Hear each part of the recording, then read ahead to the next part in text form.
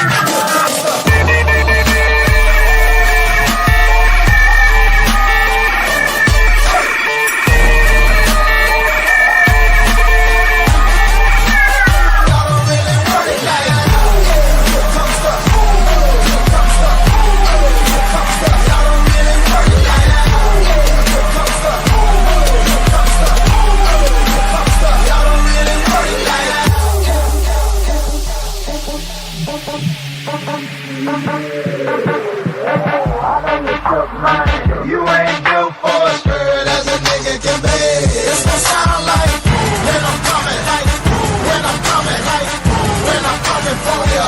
It's gonna sound like when I'm coming, like when I'm coming, like when I come for ya. It's gonna sound like here comes the, here comes the, here comes the, here comes the.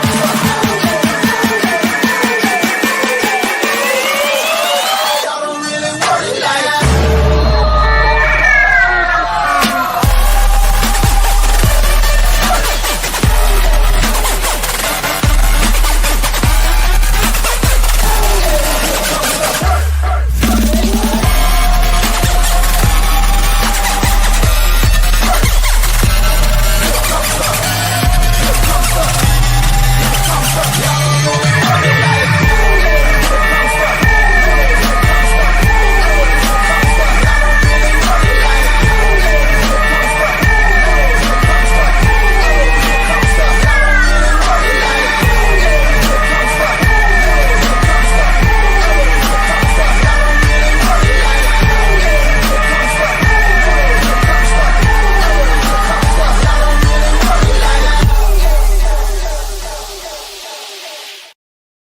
What's going on, everybody? Happy Sunday. Welcome to the Betting News Network. Oh, baby. We got Week 12. It's the NFL. Welcome to the Gridiron Gang. Excited to have you guys with us. Ready to rock and roll. We got Triz in the house. We got Jess Suck. And we got TTP back. What's up, JJ? How we doing? What's going on? Excited What to up? have you What up, here, fellas? man. Hell yeah. Happy Sunday. Week 12, right around the corner. We're entering into the last week in November. Happy Thanksgiving as we lead into Thanksgiving week as well. Excited to have all you with us right here on the network. If you're watching us on YouTube, on Twitch, or on X, thanks for sticking around and kicking it with us to kick off the vibes today. Boys, we got a lot to get to. Sorry for we're a little bit late getting started. We had some really crazy technical, graphical difficulties to get started this morning, but vibes are high. We got a lot to get to, and we're going to talk about this awesome slate in front of us. Boys, happy Sunday. How we doing? Happy Sunday. Happy Sunday, baby. Let's See, it's all, I can't believe we're halfway, like more than halfway through the season. We're like almost 3/4 of the way in, man. We got to enjoy every little game left. Every second, dude. We keep saying it every single week that we can't believe it's week blah, but I really can't believe it's week 12. You know, I kind of regret it because I took the sports equinox for granted. Yeah. Yep. That's always the case. Well, and again, you say yourself, I don't want to watch some shitty game on a Thursday night, but then as we all say in July, you're begging for it. So, but I think today, boys, even though there's some bigger spreads out there, I think we're going to have some bangers today because we're getting to the point where all these games are starting to mean a little bit more for some of these teams as playoff implications and seeding and divisional aspects are starting to be part of the cap of these games. So we're going to go game by game with you guys and give you guys the moves across all of the slate today and then send you off into the sun so you can enjoy Sunday football right here on the network. This is your weekly reminder before we get to the games to set your fantasy lineups. We're going to play Stutter Dut in just a second and give you guys the moves, but chat's already rocking and rolling. We're excited to have you guys with us to get the vibes moving. We might have V with us. He's dealing with some pretty bad technical difficulties this morning. He's in the shadows. I don't know if we'll find him or not. We'll see how we do today. But as Gerald said, picking up V. Oh man, I'm trying to think of a good player that really fleeced the team. Like, call me Deshaun Watson. Oh Jesus, jeez, man, yeah, especially now. Yeah, absolutely. All right, let's get to let's play Stuttered. What's up, Sook? No, let's go. Let's go play Starter Dead. All right, let's do Stuttered. This is your weekly reminder to set your fantasy lineups. Like I said, drop your questions in the chat if you got any. But let's get to it. Let's do quarterbacks first. Patty Mahomes.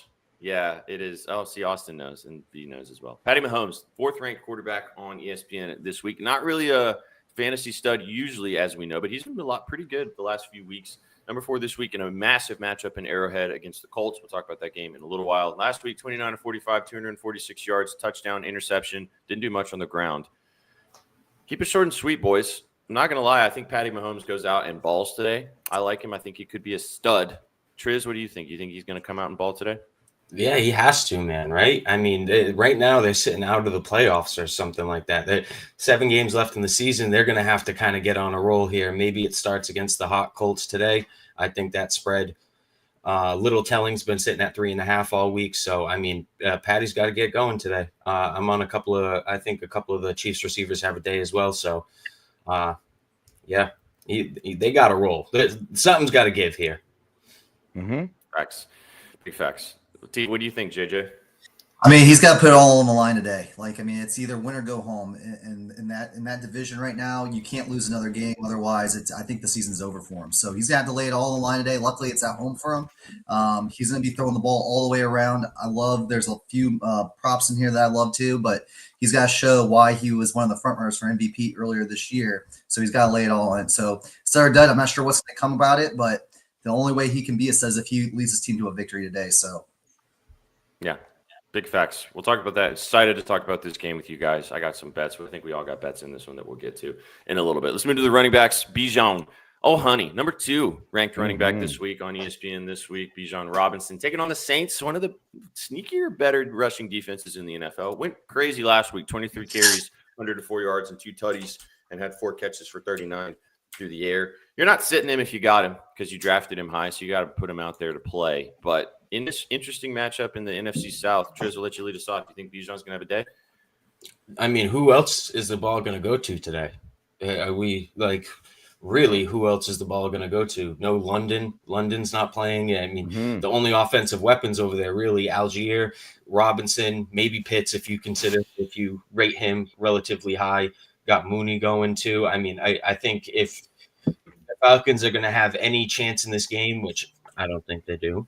A little foreshadow, but you're on the Saints, right, my guy? Yeah, I'm on the Saints for the staff pick, so I do think the Falcons kind of blow it today. So, but I mean, nonetheless, if they have any sort of a chance, Bijan's got to have a big game. Yeah, I'm excited to talk about this game a little bit. Like I mentioned, if you got him, you're not sitting him. So, TTP, you got any thoughts about Bijan today? No, I mean, dude, he's the offense. He's like Christian McCaffrey when all those guys were hurt in that 1 week where he had like 9 receptions, 10 receptions. He's going to be involved a lot. If you have him in a PPR league, you're going to have a really good day today, I think. Yeah, as Jay said, who else is going to perform for this offense? All right, let's move to the pass catchers. T. Higgins. Obviously, no Joey B. We'll talk about this game when we get there, too. Jamar Chase is on the shelf as well with that suspension for spitting on Jalen Ramsey. Crazy-ass play. Number 8 ranked wide receiver this week for the number 1 this week, which is his chance to be the number 1 on this offense against the Pats. Can't wait to talk about this game, too. Only 3 catches for 63 yards, but he did score a touchdown last week. I'll keep it short and sweet here, boys. I think T has a big day. I don't know how it's going to work out. Obviously, this Patriots pass defense is very good. Not sure how it's going to happen from the Flacco experience. We'll see how that goes down for this team today, and if the defense can at least keep them in this game. But I think T's going to have to be big today. So could be a massive day for T. Higgins. Don't have any bets on it specifically, but I think it could be a stud. What do you guys think? Yeah, I think if you can find a book that has his targets without Jamar out there, maybe take that prop. Yeah, we'll see. It would be interesting to see if Gonzo shadows him and follows him all over the field. I would assume. I mean, that he that's why I'm does. saying take I'm, the targets. I mean, I don't know, man. I think it's going to open up a lot for Ilyasova. I know that that's not how you pronounce his last name. I can't really ever pronounce it, but Yoshivas. yes, Yoshiva, Ilyasova. Yeah, there you go. Thank you. I think it's going to open a lot for him. I think his receiving yards is a little too low. I think he might be more of a decoy. Christian Gonzalez is going to be all over him. That defense is really good for the Patriots too now. So if I think it's going to open up a little bit more things for Joe Flacco. And Joe Flacco, he's too big of a vet to not just target one guy the entire time. He'll find guys in the second and third progressions. you know, JJ, we have rules around here, and usually if Andre Yoshivas' receiving yards are under 30, we usually take it as a rule. Really? Yeah. What is I it? don't think it's 35 it's 35 and a half, I think, right now, right? So that's it's you take over it 30. under? I mean, if it's over 35, I mean, he's gonna. I was actually thinking about this because T's gonna get so much attention today, like you were talking about, and I feel like that Yoshivas is slept on. You could look up and he could have 60 yards in a tutty. That's two receptions. Two receptions Yep. for him. Yep, absolutely. So can you send Chef the link, please, and thank you. Just T over 9 targets. Yeah, I feel like that's probably a good shout. Flacco is going to want to get him involved. Whether those targets lead to anything, we'll find out. And I'm pretty sure, Stonehacker, that you can do this on DFS books. So like the likes of Prize Picks and Underdog and those types of places, you can play targets. I don't think you can play it on any standard book or our friends at Bet Online. So it's more of a DFS prop. Cool. Oh, you can. Yeah, apologies. Let's go. Bet on the most disgusting things. You do, dude. Just some of the stuff that you send is whack. I wish I could tell all of it, but you also live north of the border, so that's always fun too. All right, there's your weekly reminder to set your fantasy lineups. What's up, B Dot? Get involved with your lineups. I'm sure a lot of you guys. Any of you guys here? I'm in a couple leagues where I'm still relevant. Are you guys all in leagues? I guess JJ, I'll let you lead us off since you're not normally with us every single week. Are you in league? How many fantasy leagues are you in, and are you still relevant in some of them / pushing to make the playoffs right now? I'm in 5, including a dynasty league. One league I totally botched on. It was my first ever auction, and I spent way too much money way too early, and I was stuck with a lot of bad players. So learning experience for me there. But that was the only league I'm in. I'm pretty much in the running for every other league though. I'm undefeated in my big money league, my $500 league. So that's good. Let's go. I know Triz has also got a big money league. How's that one looking for you? Oh Triz, yeah, man. I mean, it a little bleak, but we're still in it, man. We're in like 4th place, tied with like 3 people. So each of these weeks, these next couple of weeks are going to be a grind, and they really matter. But I had the Texans defense go on Thursday. They scooped me up about 15. So I got a good start going. Got a good start. Must-win game this week. Yeah, it is the point now of the fantasy season, depending on how your playoff system works. But yeah, let's go, Austin. These are the next 2 or 3 weeks, like this week, the next week, and the first week of December are the massive ones. Like this is when the boys become men, and you decide who's going to sneak into the playoffs. Unless you're at the very top, then you're just going to think about what you're going to do when you get into the playoffs. But this is when that middle turns into mush. We'll find out. Kind of. Dude, no, I'm not even in the attic. I'm fucking Harry Potter under the stairs right now. I went to a club last night, saw Morgan Seatree. I'm fucking, what does SPJ always say? A dog of the hair, whatever the white boy is saying is. The hair of the dog. Hair of the dog. Yeah. Did you actually? You go in timeout for that. He goes in timeout. I don't even think that made any kind of sense. All right, boys, let's get to it. Let's get after it. He's back.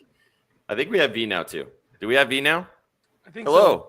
I think so. The Brown boys are just in shambles today, boys. Shambles. Yeah, all of us. Apparently. All right, let's get to the slate. Let's talk about these games. Chat, let us know what you guys think as we go game by game with you guys. We're going to go through every single game, give us your favorite plays, ask some questions, get involved. We're going to talk about each individual one. Let's start off with this one. Lions taking on the Giants. 10.5 points is the spread. It's actually moved. It's up to 13.5 now. So this line has just shifted in comparison to what you're seeing on the screen right now. Lions looking to kind of get their lick back after what we saw from them last week. Giants, no Jackson Dart, so Jameis Winston will be starting once again. Almost 2 touchdowns is the spread, like I mentioned, as we're looking at it right now. So it has shifted quite a bit in comparison to what we saw earlier this week when Jackson Dart was possibly going to be out there. I got no major thoughts on this one. I do have a bet in this game that I like, but it's a little chalky. So TTP, I'll let you lead us off. What do you like in this game? I think the Lions are just going to absolutely rout these guys. I think they're going to put up a lot of points. I think they're going to be a lot of sympathy yards given up towards the end of the year or at the end of the game from the Lions. So you can target some receivers like Wan'Dale Robinson over 56.5 yards. That's one of my plays that I got today. But I think the Lions absolutely roll. I think they get out to a fast start. I love the first half over 16.5 team points for the Lions. I think they hit that easy, probably early in the second quarter. And they might even pile on a little bit more if you can get an adjusted line there. But I think this is going to be an absolute blowout. Yeah, I can see that. These guys are going to want to get their lick back after getting not embarrassed last week against the Eagles, but they didn't look good. And they're going to want to perform a little bit better. Mine's chalky. I took Jahmyr Gibbs over 105.5 rushing and receiving yards. It's a high number, but he's hit this in back-to-back weeks. He had 100 receiving yards last week. This Giants defense is one of the worst rushing defenses in the NFL. I think Sonic and Knuckles can have big days. I know Danny's on Knuckles for his staff article play for the rushing yards. I think both of them can have big days. And as you mentioned, JJ, I think that they're going to want to come out and pump them. So I'm in agreement with you. I would have liked the 10.5 earlier this week. The 13.5 feels a little sus. Maybe Jameis does some weird stuff and cover like backdoors this or something. I don't know how the 13.5 is going to go. But I like that first half team total points over. That feels fun. That feels fun as well. Sauceman, since you're now with us, before we hopefully don't lose you, what do you like in this game? Amon-Ra, honestly, his touchdown's really chalky, sitting at -115. But I did take the 2+ at +550. He's seeing a 46% red zone target share with this team. Anytime they get into the red zone, now they also don't have Sam Laporta. I don't think Brock Wright is super trustworthy. But I think Amon-Ra is going to get in there. I don't like to eat a lot of chalk for touchdowns. I'm usually looking for that plus money sign, but -115, 2+, I'm in. Nice. Triz, Sook, you guys got thoughts on this game before we move on?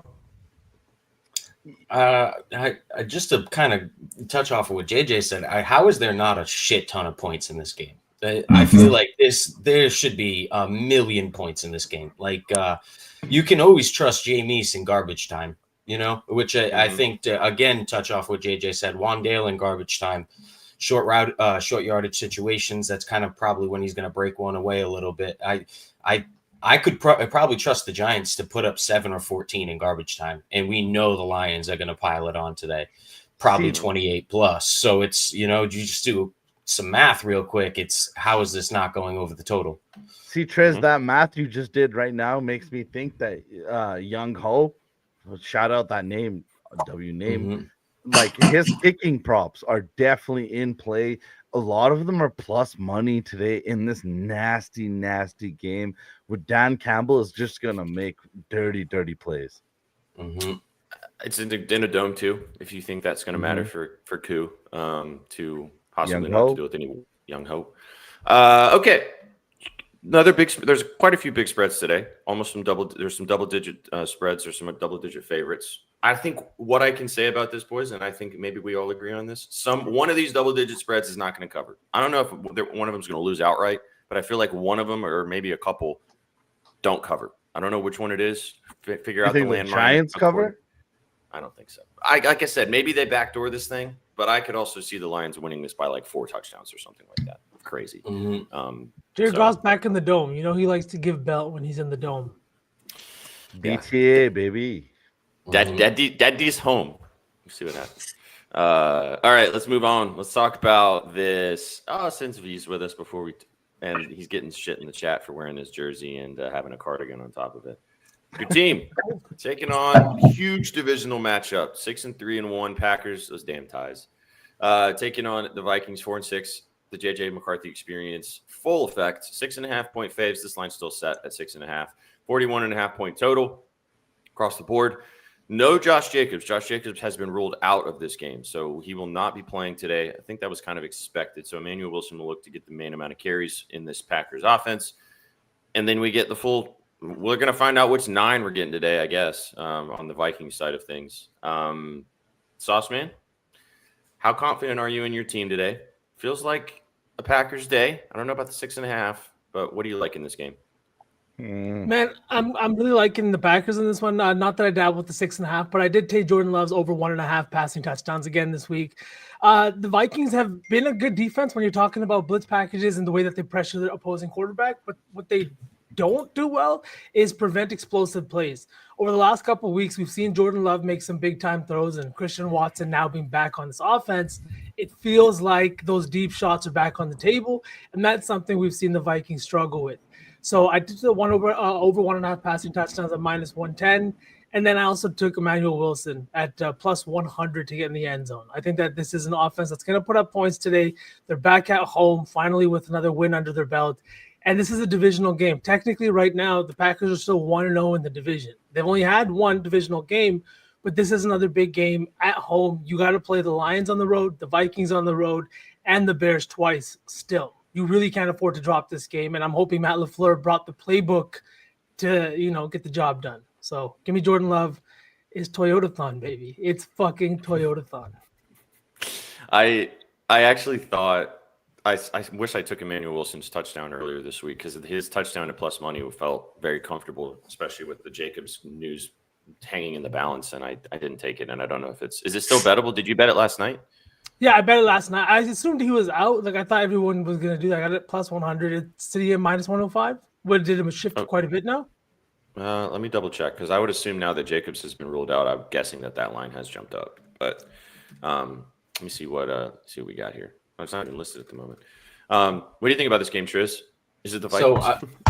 So I liked the Vikings coming into this stream, but now that I know Josh Jacobs is ruled out, that line move yesterday down to 6.5 kind of makes a lot more sense to me. As I always say, books know who's hurt, books know who's playing before anybody does. So now that line dropped to 0.5 point, kind of makes more sense to me. I kind of lean with the Packers to roll. I actually did take a bet in this game. I took a shot on a touchdown scorer, Dontavian Wicks. I think it's plus 280. I'm not exactly sure. Plus 280 or plus 350. It's one of the two. But he's had a few targets for some big plays the past couple of weeks, and I just feel like Jordan Love's been on the brink. He's playing all right. I feel like we're kind of due for a big Jordan Love game, and in a divisional matchup, I don't think many people are expecting that, which is kind of when it would probably happen, in my opinion. So I'm going to take a shot on Dontavian Wicks. The line is really wide, a little half unit. Okay. Let's go. Emmanuel Wilson's touchdown now is minus 115. So you got better value a little bit earlier. Still playable, but you didn't get the almost plus money there / plus money. JJ, what do you think about this game? I think the Packers are very disappointing. I think the team is very, very disappointing. I think they're flawed in different ways. I think the only thing that they have going for them is their defense. No offense to any Packer fans, Vsauce, but I mean, look, I mean, I thought that Christian Watson would come in, and after coming back from injury, I liked his props earlier on, but he hasn't been taking on that role that I thought he was as a first rounder and a guy that they could go to. They got Romeo Dubes, and we talk about Wicks. I mean, these aren't really weapons that they have offensively. They can't score. Emmanuel Wilson's going to come in. Josh Jacobs was going to be really the bulk of that offense moving forward. Tyler Kraft being out killed. So I think the spread is a little bit high. I like the Vikings here plus 6.5, and I really like the under too. Aaron Jones, let's talk about him going back to Green Bay as well. I like him to score a touchdown. I like him to be involved heavily in the offense to make a name for himself this week. And I'm taking Jordan Mason's actually his under 22.5 rushing yards because I just think they want to force feed him the ball in Green Bay specifically. Yeah, I actually looked at Aaron Jones because I bet on him. I have him on one of my fantasy teams too, so I need him to have a big day. But I looked at he's been really good over the last couple of weeks. They're actually leaning into him more and more now as well. So I like that angle. Don't know if I feel comfortable taking the Vikings necessarily, just because JJ McCarthy has been so bad. And you're not a big fan of his like big philosophical things, talking about like the art of war. Not a big fan. 9. No. 9. No. I honestly think that this guy, I don't even know if he's going to be an NFL quarterback in 2 years. Like, I really don't believe in this dude. I mean, he'll probably stick around in the league. No, I just don't think he's good. I really don't. Looked bad. I think he's fine. I think that they'll probably figure out a way to make it work just because otherwise the Vikings Super Bowl window is totally closed. But, yeah, cooked. I think JJ is also – the internet is just having a day, boys. I think he's back. Is he back now? No, he's still frozen. He's also frozen. Oh, there he I'm is. frozen. No, you're good now. Oh yeah, I was gonna say. Anything else on this game before we move on? No. No? No. Good. Triz, anything, Triz? Nah. Like I said, just Wicks. Wide number, plus 250. Let's go. I do all right. think that JJ's shout about Aaron Jones is definitely worth considering. You can toss in his receptions, something like that. I do think that Aaron Jones does have the potential to have a decent game, but we should probably toss on.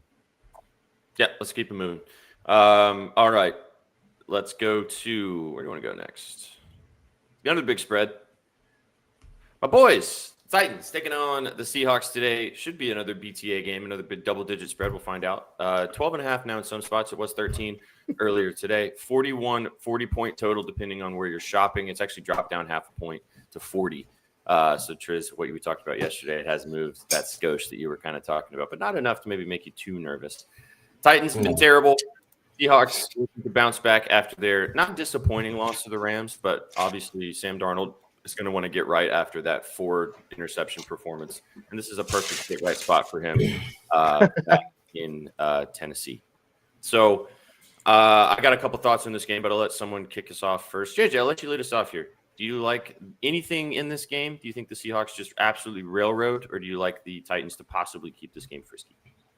I think this is the one that we talked about with one of these teams not covering. I think Tennessee's the one to cover today. I just think that it was a poor performance by Sam Darnold. And Sam Darnold, I'm not sure how he's going to respond to that. With that being said, I think it's going to be a little bit closer because really the Tennessee Titans are really playing for absolutely nothing at this point, but for next year, right? So I think they get things a little bit together here. I think it's gonna be a low-scoring game. It's just gonna be one of those games where Seattle wants to get in and get out of there. So could be low-scoring, could be close, and I do think the Seattle Seahawks are gonna win this game, but I just think 13 is too big of a number on the road. Mm-hmm. All right, so you guys know that obviously I'm a Titans fan, but I have been bad in the past for the last couple of years of betting my team blindly. Yeah. I'm seriously going to put you in a closet soon. I am actually betting the Titans today. Give me the 13. Actually, I got 13.5 yesterday, but I'll give you guys the live number. Haven't bet them in a couple weeks. Maybe they sell my soul and they lose by 3 touchdowns because this team is very capable of just being awful. But as JJ said, they have been playing a little better over the last couple of weeks. I really like what I'm seeing from Cam Ward right now. This defense is legit for the Seahawks, so this Legion of Boom 2.0 could definitely cause problems today. But I think it's too many points. I think that there could be some funky stuff that happens in this game. So I like the Titans here. I did take the stab on the 13.5. The play I like a little better, though, is Chigakonkwo over 22.5 receiving yards, the tight end for this Titans offense.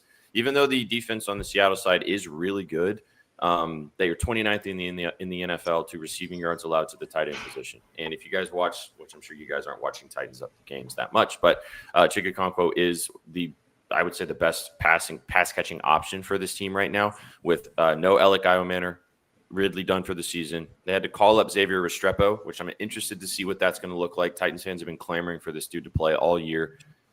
I took a sprinkle on his touchdown for Xavier Restrepo at 13-1.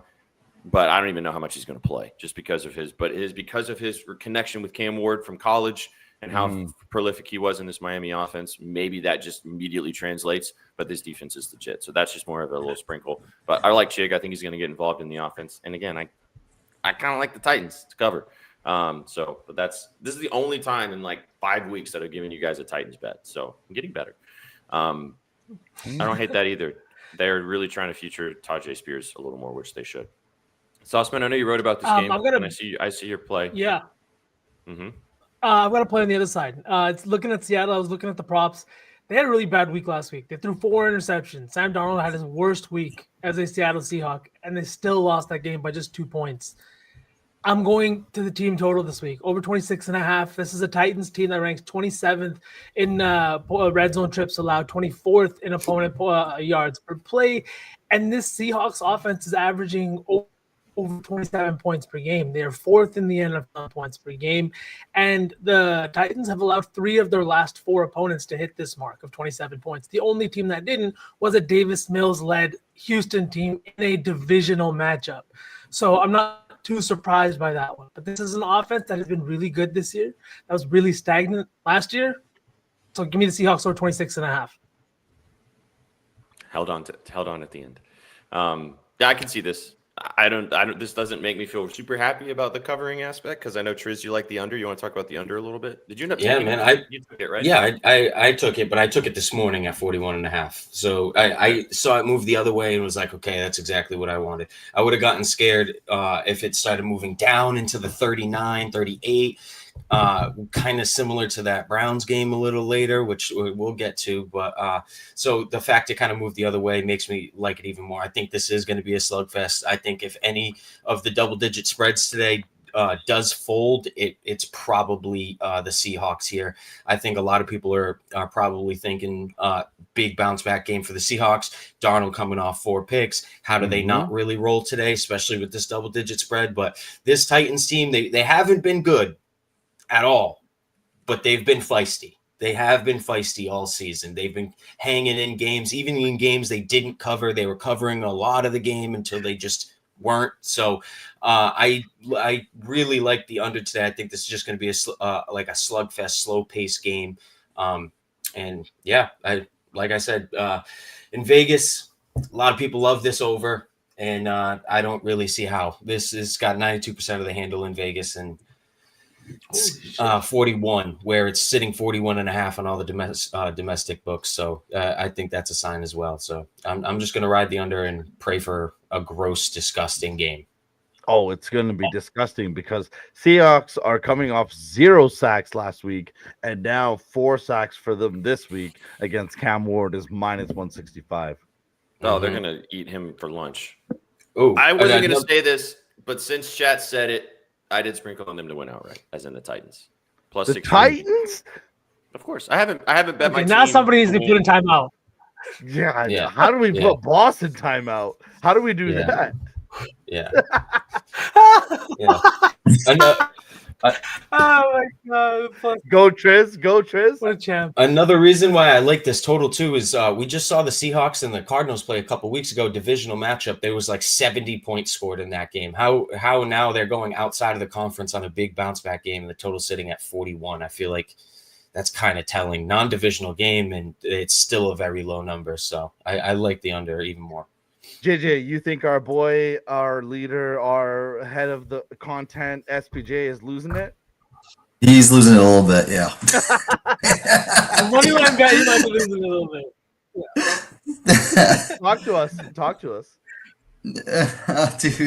Dude. No, I mean, man, this Titans team has so many. I remember before the season started, Cam Ward came out and said this receiving core is probably the best in the league, or the best. He has like the best receiving core in the league, or something like that. He really had nothing to show for it. He hasn't had one game over 300 yards all season. I love that under, by the way. Before the season started, it was like 1.5 or 2.5.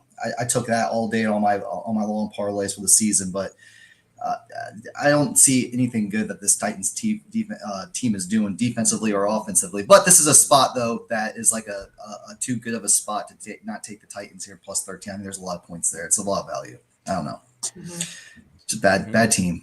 Bad team. I only haven't told you guys about the Titans all season, man. All season. And I wasn't even going to bet the Butchers, and I were talking about it some yesterday, and I really like the 13.5. I don't think they actually win outright, but I think they should. I want to have a little beans on it with the plus 650. Okay. Too much smelling salts. That was the most I disagree with you vehemently, fair enough, I've ever heard in my life. But whatever. All right, let's move on. Spent a lot of time on that game. I wasn't expecting that much to happen. Let's talk about this one. Really interested to see what happens with this game. The spread has moved to Scotia. Jamar Chase on the screen. He ain't going to be out there today. 6.5 point. Actually, I think it's up to 7.5. Let me just triple check the live lines here.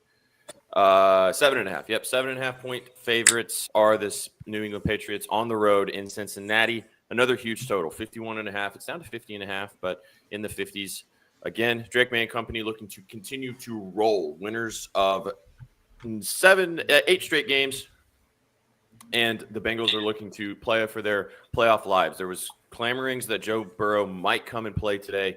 Not going to happen this week, so Joe Flacco is going to be out there once again. As I mentioned earlier, no Jamar Chase with that suspension. Don't know how much it's going to matter, though, because this Bengals defense is still terrible.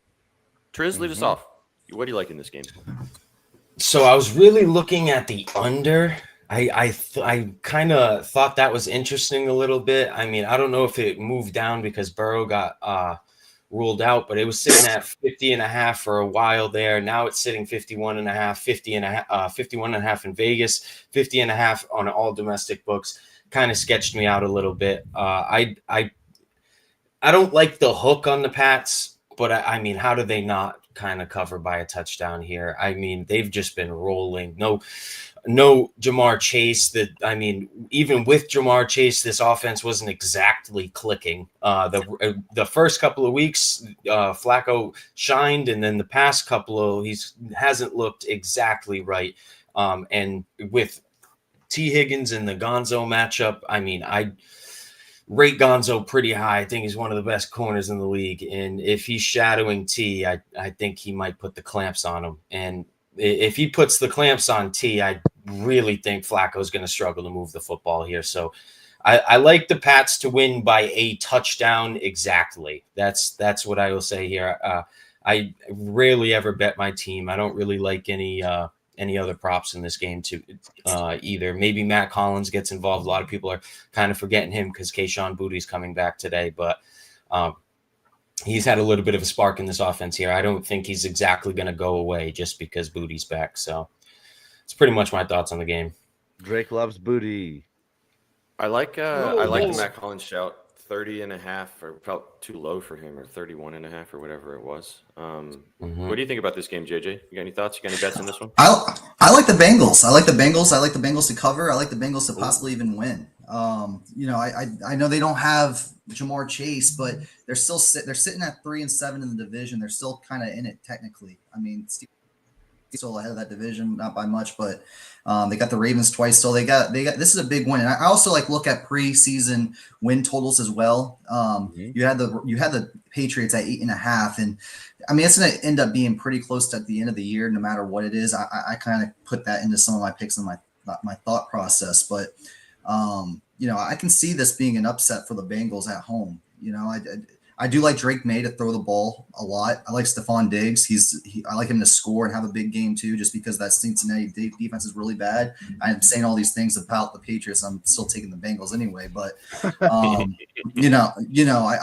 I do think that there's going to be a lot of points in this game. It's that high for a reason, and usually if it goes into a shootout, offensively the Bengals are good enough to get the ball around. And I believe in Joe Flacco too, so I'm taking the Bengals plus 6.5 today. Okay. You can get the you can actually get the 7.5 out there if you kind of lean with that direction to get the touchdown hook. Yeah. B, what do you think about this game? I kind of agree with JJ. I feel like this has one of those feelings of Flacco's going to leave it all out in the field. Next week, Jamar's back, Burrow's back, and who knows where Flacco ends up in the offseason or whether he even plays another season, with his age and everything like that. But I'm looking at somebody on the other side. My staff play of the week is in this game. I'm taking Hunter Henry over 39.5 receiving yards. I did also take the touchdown at plus 180. This is a big-bodied tight end, and that's exactly what you need as a young QB, especially when you get down in the red zone. The red zone is a place that we've seen the Patriots struggle both on the defensive end and sometimes on the offensive end. Stephon Diggs has really kind of emerged over the last few weeks, but this is a Bengals team that is bottom 5 in pass yards allowed, bottom 5 in receiving yards allowed to tight ends, to touchdowns allowed to tight ends, and they're giving up 4.8 touchdowns per game. Boys, this Bengals team is hot ass defensively. Drake May, I don't think even has a 300-yard passing game yet.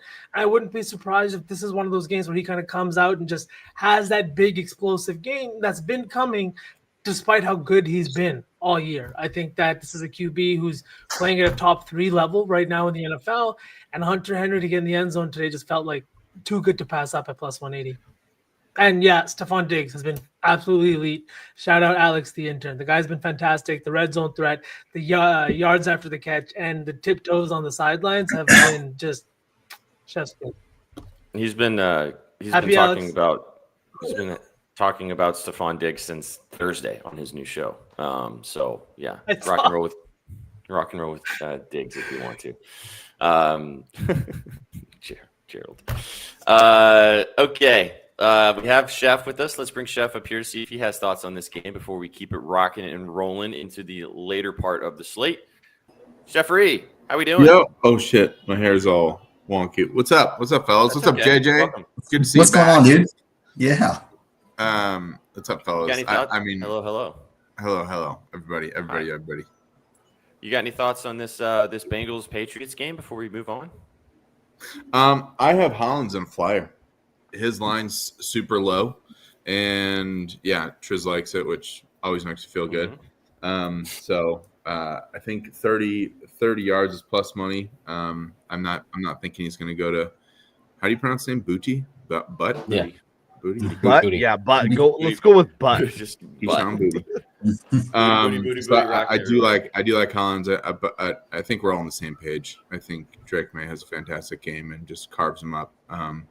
I know that Fant's line is a little bit high. I think that probably thinking that he's going to do a couple checkdowns to Fant, but I'm not taking that bait. So I like Hollins though for sure.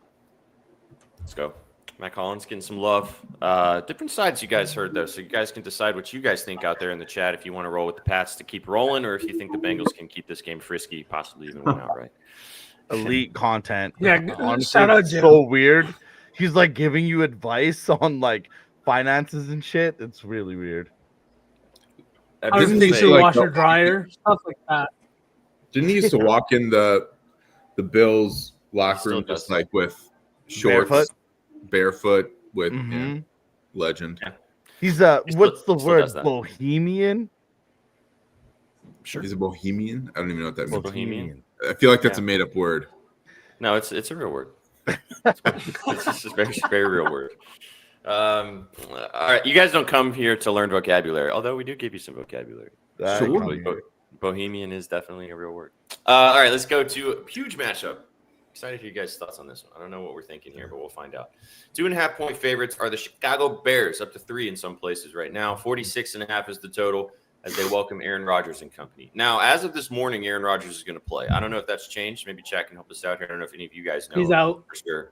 He's out? Yeah. of fish. Wow. A fish. Wow. Okay. So breaking news: Aaron Rodgers out. That's why this line probably moved to 3 then, in comparison to the 2.5. Mason Rudolph getting the start for the Steelers. I thought we were going to get Perk Rodgers today. Unfortunately, we're not getting Perk Me Rodgers. too. So sad. Sad times. I know. That kind of changes my opinion. That I think that maybe the Bears do get the job done, but maybe the Bears are finally trustworthy. We'll see what happens. But Sauce Man, I'll let you lead us off. You look like you got thoughts on this game. What are we thinking here? I was on DK. I really liked Aaron Rodgers, Perk Rodgers coming into Chicago. He's got an 11-3 record here, 26 touchdowns, but everything's flipped now. I'm sad I'm not going to get to watch him out there, but I really don't know anymore because the DK bet looks like a shit bet now. I don't think whoever's filling in for him, I don't even know who their backup is. Mason Rudolph Mason even Rudolph. has the capability of throwing 1 touchdown.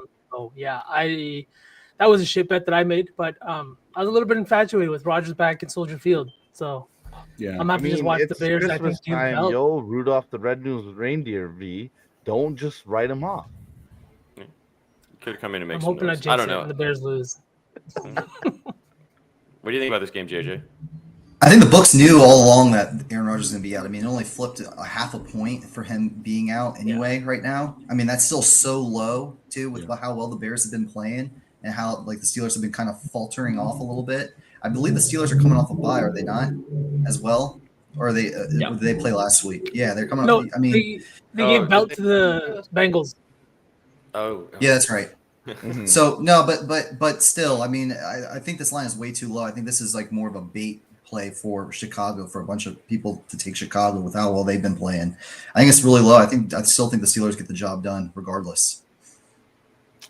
They were coming off the bye the I would week hope so. prior, but then they gave Steelers. Triz was on the Steelers as his staff article play last week, and yeah, they gave him the business. So no, did you take the points with the Steelers? like you're. I took, like, I did take I always take the points. I don't care. You know, I just always 2.5. I always take insurance no matter what. Absolutely. But no, I do like the Steelers. I like a low scoring game today, as well. So I'm on the under and I'm on the Steelers plus 2.5. Ooh, let's go. What do you think about this game, Triz? I'm fishy game. Yeah, it definitely feels a little fishy. Like JJ mentioned, the total, the spread only moved half a point with Aaron Rodgers getting ruled out. Mason Rudolph came in last week and somewhat impressed, but I don't think he did too much. Honestly, this Bears team's been moving the football. This spread seems so sus to me. I'd probably lean more towards the under. If anything, this under's been trending down all week. Now it's down to 45.5. I saw it at 46.5, I think, 47.5 yesterday. Now Rodgers getting ruled out drops even more.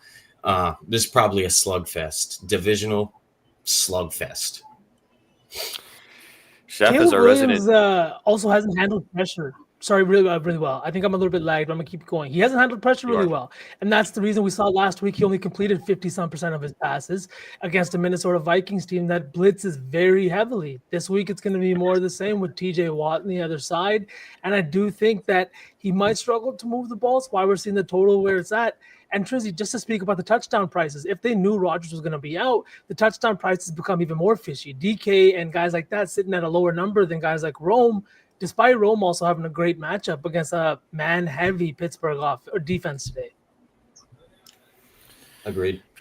Feels like a good day to fade the Bears. So our resident Bears fan, who was always down to fade the Bears. Chef, what do you think about your squad today? I am always down to fade the Bears, but my thought process has changed because I was on the Steelers. Aaron Rodgers is our daddy. It's just a fact.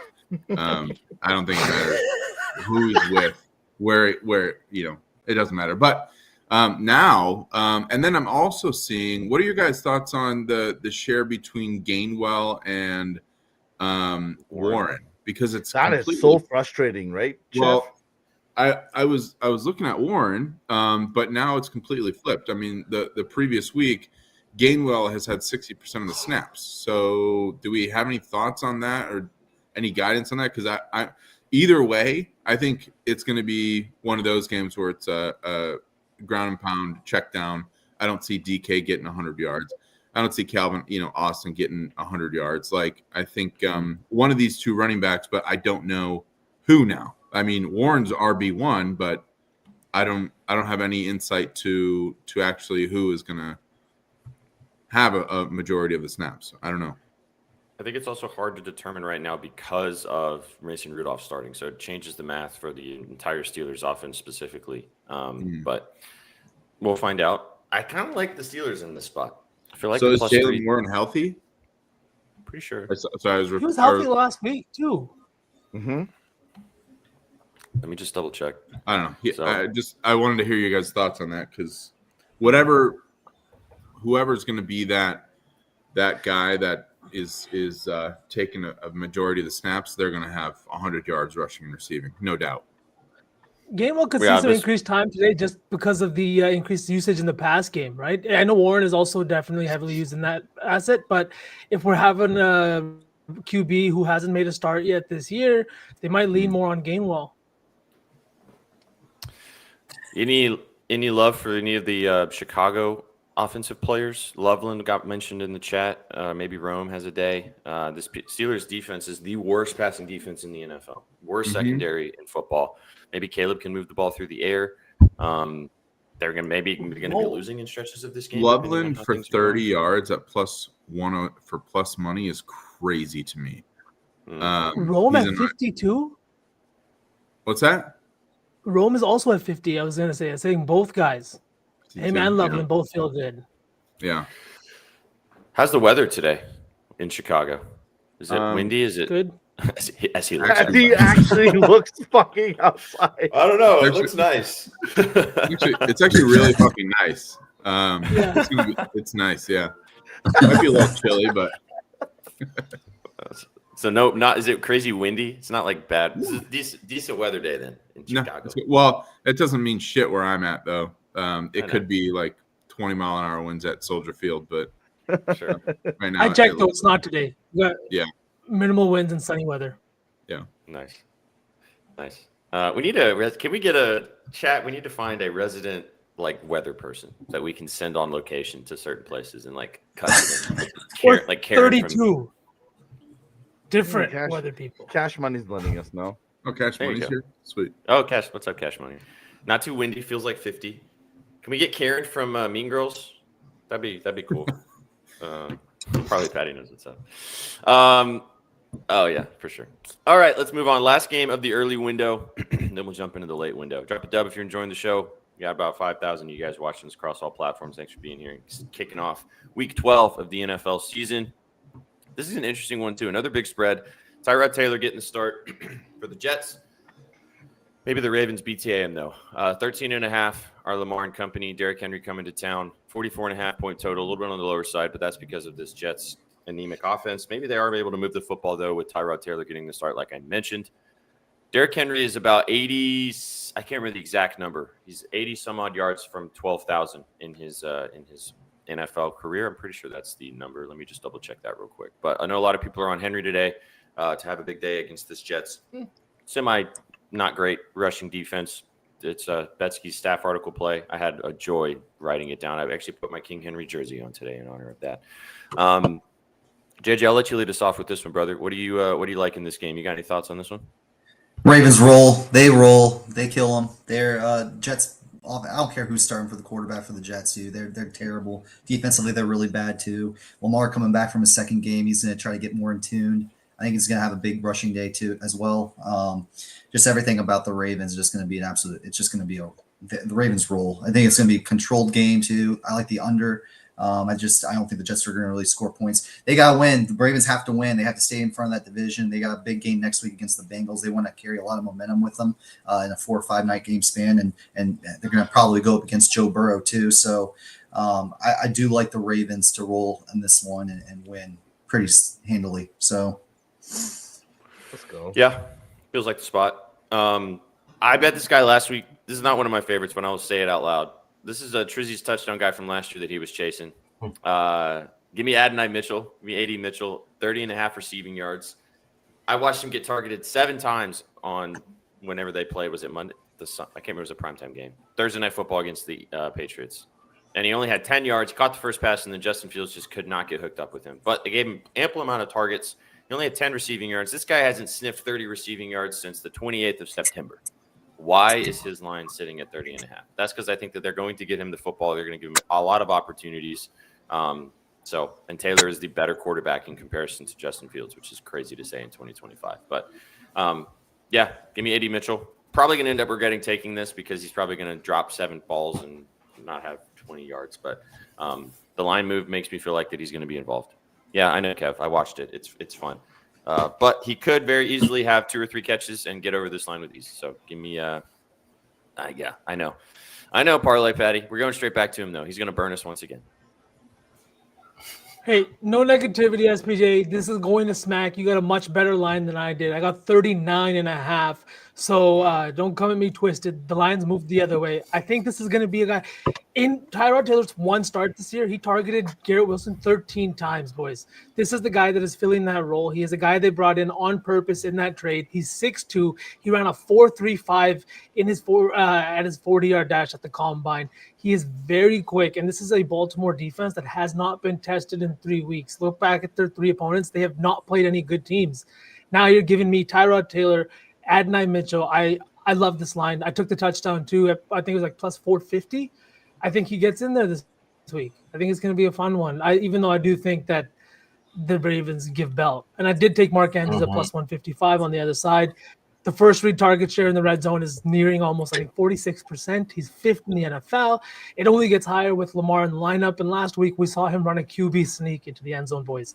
They're just using him in every which way. And I don't mean a QB sneak from the 1, a QB sneak 30-yard touchdown run. It was insane. So I'm in on Mark Andrews at plus 155. Yeah, man, I'm on the Ravens. Ravens to give belt today. Belt, like absolute belt. We need to start having like a belt to ass play of the week. And this would definitely this would be mine. I have zero faith in Tyrod Taylor. The only Jets prop I took and feel even remotely comfortable in is Breece Hall to score a touchdown today. Line hasn't moved a cent. I've looked at this on Monday or Tuesday. Line has not moved an absolute cent. It's almost the same price across the market, plus 125, plus 135. I don't know exactly how it's going to happen. Maybe it's a little check down. Maybe he breaks a little check down. Not exactly any idea, but I'm on the Hall to score a touchdown, and I'm on the Ravens to just absolutely give belt today. I like that. Hey, man, we make the segments around here. This is our show. You just created a segment. The BTA. Up to ass. The BTA POD. Trizzy, if you want to spank someone on stream, we'll figure it out. I Get it rolling. Chef, what do you think got about some this belts game? around here. Nah, yeah. We're on the same page. Yeah. Okay. Everyone's on the Ravens. What could go wrong? Panel moment. Yeah. Yeah. Mhm. Lamar Jackson, just to add, he's plus 200 for over 50 rushing yards, and he's also plus 170 to score a touchdown today. I kind of like that a little bit. I like that too. Throwing some value right there. Teddy. Also, on the other side, Tyrod Taylor also, I think his rushing yards could be interesting as well because he's going to have to move. And, I mean, this Ravens defense has been playing better, but let's not forget, this is also not a very good defense. Like, do I expect the Jets offense to do anything? Maybe not necessarily, but Tyrod was okay that the start that he had for Justin Fields before he got banged up. I think they probably would have kept rolling with Tyrod had he not gotten banged up when was that, like 2 weeks ago? The 19th against Carolina. So I think he's going to be good? No. But again, this Ravens defense is still not spectacular. Where's his rushing yards line? There it is. 24.5 for Taylor. So I like the Lamar angle, like you mentioned, JJ, but the other guy on the other side, I think, can also run around a little bit too. Okay, let's move to the late window. A couple games to get to. Chad, I'll remind you guys again because I always forget to. Don't forget to set your fantasy lineups. Set your fantasy lineups. Set your fantasy lineups. If you haven't already. I don't think I did, brother. Well, get after it. Unless you're playing me in one of our leagues, then don't set your lineup. Just forget. Can I throw something out there? Sure. Please. Okay, Wicks. His line. This is the Packers. Oh, we're going back to a separate game. Okay. Real quick. Sure. Wicks, his line is 30. He's hit that once in the last 6 games. And his trending is completely down. Why is his line 30? Because he's going to score a touchdown. Trizzy, whose touchdown did you like in that game? You have him for a touchdown? Yeah. A long 70-yard bomb. There Yep. you go. This will be a good moment when this happens. Clip that. Here we go. Here Here we go. Packers love. Can Jordan Love even throw that far? Okay, No, it's first of all, has Baker Mayfield lost back-to-back games? Shut the fuck up. Exactly. Has Baker Mayfield lost back-to-back games? Exactly. Sorry, All right, I let's just go. had to say that. I'm looking No, through With the it. delay. It ties in. Okay, let's move on. I don't know how much we're going to spend on this game, but we do get the Shedeur Sanders experience today as the Raiders take on the Browns in Sin City. As I mentioned, Sanders getting his first start of his NFL career officially. 3.5 points / 4 points, depending on where you're shopping for the Raiders as the Browns come to town. So they're still terrible, but their defense is very good. So maybe they give Geno Smith a lot of problems today. 36.5 point total. Yikes. Triz, I'll let you lead us off with this one, man. Do you like the Raiders? Do you have any faith in taking this terrible team versus yet another terrible team? Or is it the Browns No. possibly cover because of their defense? No way. A lot of people like Shedeur today. A lot of people think he's going to have a great debut. But I've also seen a ridiculous amount of love on the Raiders spread today. You can't trust the Raiders with a hook. I am looking at something, though. I think this total is way too low, in my opinion. I understand the Browns have a great defense. The Raiders have struggled to move the football at a lot of times this year. But I've seen this line just keep ticking. When is enough? You know what I mean? I feel like with this line moving down almost 2 points, 3 points now, it's just getting out of hand. Every time I see a line move that much, the public's never that right. So I'm going to hold my nose and take the over here. Maybe Shedeur finds a way to get the ball in the end zone a few times. Geno finds a way to get the ball in the end zone a few times. I don't know. It seems like a slugfest to me, which explains the low line. I just think it's too low. This is professional football still at the end of the day. So I think if you're getting a 35.5, a 36, I'm comfortable there. I'm gonna end up taking it. I ended up getting 36 actually. I think I took it before the show. You using the word professional football with these two teams could put that on the line if you watch this game specifically. But that is the Browns, so not true, Matty Ice. Public money moves lines all the time. Like it does, all the time. Especially if it's no, it's big not big enough. If it's big enough public money. I don't like this game at all. I don't like anything about this game. I like the defense of the Browns side of things. I like the defensive touchdown shout from B-Dot. I feel like that's a decent way you can maybe take this game. But who knows what Shedor's going to do. Didn't look very good in his minimal start last week. I know that now he's got a full week of practice, so maybe that will add in a little bit. JJ, I want your thoughts on this one before I pass it to B, because I know V's on a little bit on the Shedor side. Do you think that this game's going to be fun? This is one of my favorite games of the year to bet on. Actually, I'm taking. Let's the Raiders. go. I'm taking the Raiders. And I don't want to hear anybody say that I'm a Shedor hater or whatever it is. Dude came into the game last week, was 4 for 16 with an interception, and only 40 yards to show for it, just on a couple of checkdowns. He didn't look good. He doesn't look comfortable. Now he's got to travel all the way to California or Vegas now. He's got to travel all the way to Vegas to play on the road. I don't think the Browns are going to put up any points. I think this total is fine where it's at. I think it's going to be a low-scoring game, and if anything, the Raiders are going to win like 14-3. I think if anything, Geno Smith does another stupid turnover where they get the ball probably within the 30, 35-yard line, and the only thing they can do after that is kick a field goal. This game is going to be a nasty one, but the Raiders are still the better team. They're going to load the box. The only weapon that they're going to have really is Judkins, and if you load the box too much, they're not going to get a run game going. They're not going to help Shedor out whatsoever. And then even when they have to drop down in the zone, you're going to have Max Crosby eating. I think he's good for a sack today as well. So I love, I don't know what Shedor's line is for his passing yards. I don't think he hits it. It's probably something like 160. I'm assuming around 60, 165. Take that under. Generous. Yeah, I do. Too. I think it is. I think it is 159 when I was looking earlier. Let me just double check what it is now. It's generous. If it's 159, that is the lowest quarterback total passing yards I think I've ever seen. I think I've seen some low ones from Justin Fields. Justin Fields, yeah. It's 100. You can get 149.5 from minus 150, so 150 plus. The line specifically though is 161.5. Offensively, what are the Browns going to do? The only way they score points is if Geno Smith turns the ball over in his own territory. That's the only way that happens, and that's going to be field goals. It's not going to be points. The team total, what's that? Probably 9.5. I would think maybe 10.5. Take that under all day too. I mean, I just don't see them putting up any points. That's a nasty team total too. Even your shout for Max Crosby, it's minus 200 for the sack, my guy. Oh, I mean. So you have the right read right there. Yeah. You can take. I also kind of like Myles Garrett you can't take his individual sack because it's, as Suk just mentioned with Crosby as well. It's very juiced. You can't even take the one. Oh, you can. You can take over a half a sack for Myles Garrett from minus 245.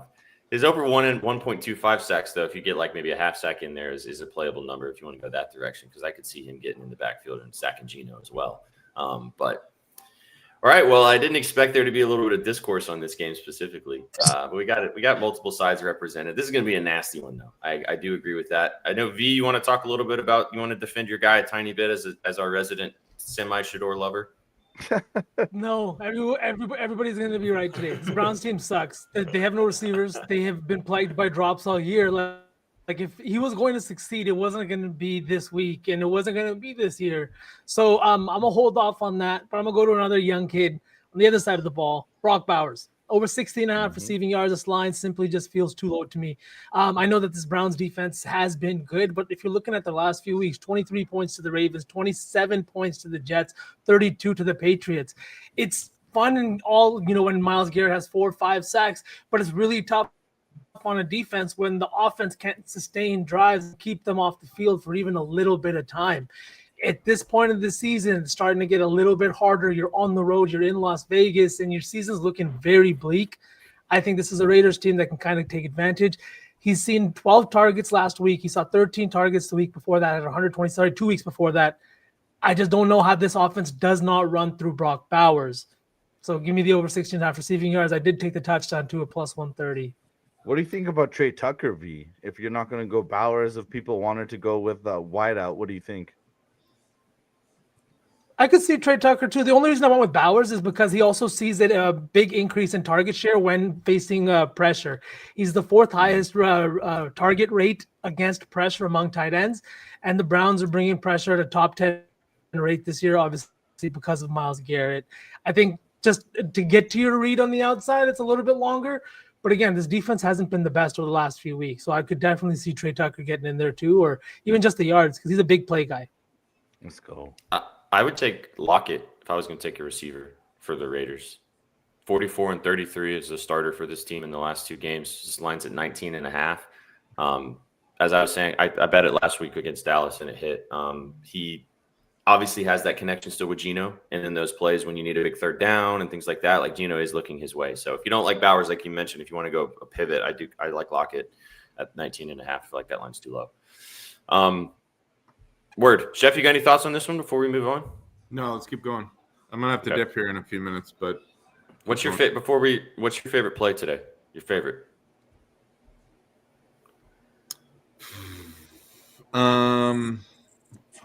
I honestly probably will.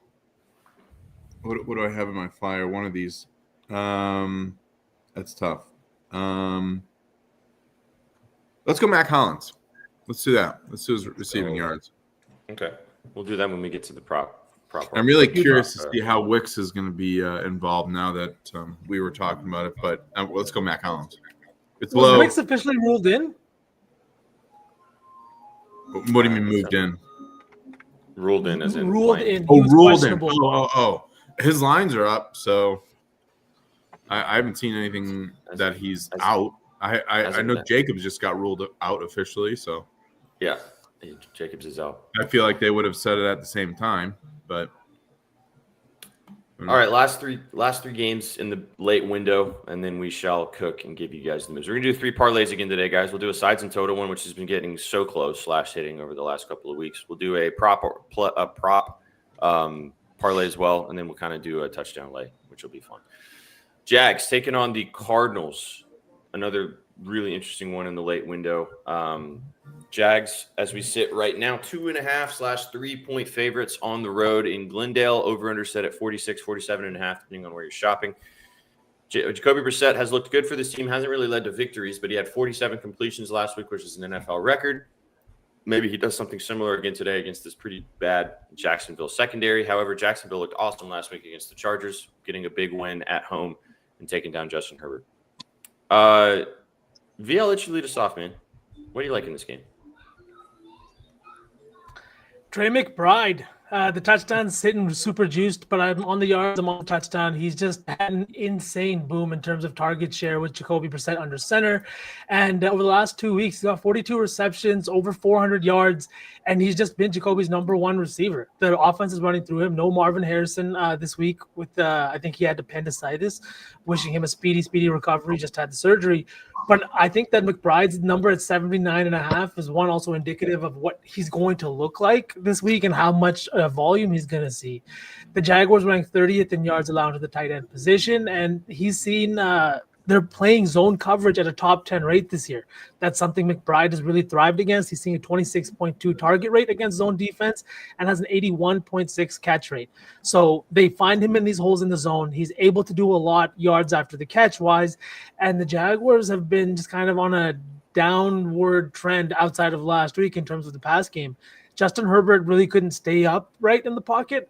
Brissett's been doing a lot better job, I think, of getting the ball out quickly, and McBride's been a big reason he's been able to do that. So I think McBride over 79.5 and a touchdown at -120 is not something I'm going to tell anyone to bet, but it is in a parlay or two.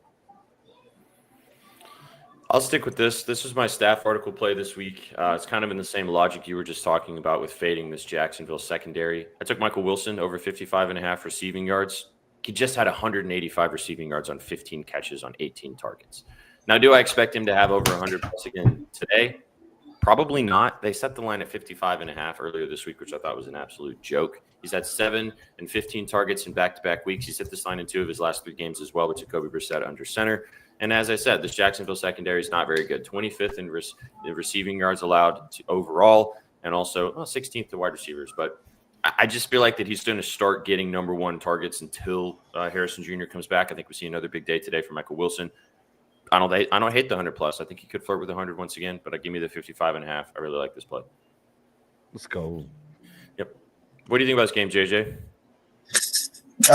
It's weird to me that this line is. I got now at 2. Arizona's now +2 after Jacksonville's big win against the Chargers last week, and the Cardinals absolutely getting destroyed the week before too as well. And it's only 2 points. I would think it's going to be a little higher for the Jaguars in my opinion, but I kind of lean with the Cardinals here at home. Jaguars aren't just they're just not dependable. You don't know what kind of team you're going to get out of them. So I think Jacoby Brissett will do a good job today. Maybe probably another low scoring game today on the slate, but I kind of like the Cardinals here in my opinion. Okay, taking the Birds at home. Triz, what do you think about this game? I'm with JJ. I think the spread's fishy. Jags coming off a massive win. Cardinals just got dumped. Like, it's kind of tough here. It's a little sus to me. But I did see. I've been trying to keep an eye on those Circa Survivor Pool picks, and I did see the Cardinals are a top 5 pick today. It scared me right off of the Cardinals. So. Really? I hate those Circa Survivor picks, man. They're so sus every single week. You see one of these teams is supposed to put belt to ass, or everybody agrees it should be an easy game, and they end up losing outright. So, I mean, it's a shorter spread. I imagine there's got to be action on both sides. The public must love the Jags in some form, riding high off that win from the Chargers, but it just scared me off of it. I'm too contrarian to try to get into something like that. So just stay away from me. I can't believe that all the games today. Yeah, the Cardinals are the pick for the Survivor. Yeah, dude. There's a few in it. There's a few weird ones too. It's the Pats are in there. It was the Cardinals, the Cowboys +3.5. That was one of them. I thought that was really interesting too. I'll try to find them. Hold on. Danny and Adam on Any Given Wager they talk about this every week. So they're still both in their Survivor picks, and Danny's on the Ravens and Adam is on the Seahawks. So those are their survivors this week. So B, are you still in yours? Are you still alive in yours? No. Nope. That was weird. Who sent you packing? Was it the Packers? That'd be so sick. Bye, boys. Appreciate you. Later, man. Have a great Sunday. Enjoy the games. Take it easy. Bye. See you, Sheffrey. All right. It was the Packers. They eliminated 2 of my entries, and it was sad. And one of the entries was the draw against the Cowboys. So that was great. 40 points. Boys. That was fantastic.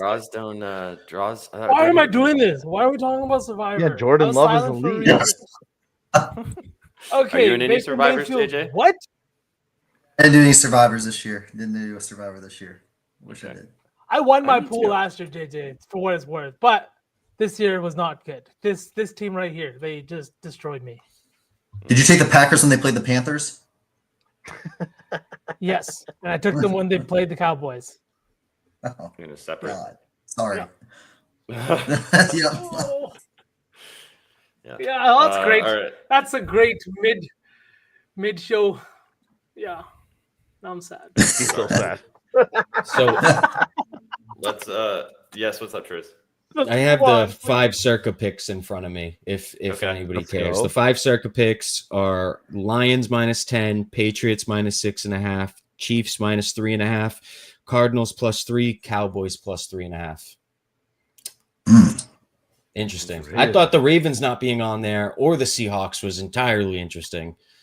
I think because Circa, you have to pick a spread. I think the Survivor pools we've been doing, Chizzy, you only got to pick a winner. So then the Seahawks and the Ravens are a lot more, you want to take them, whereas you don't want to take the big spreads.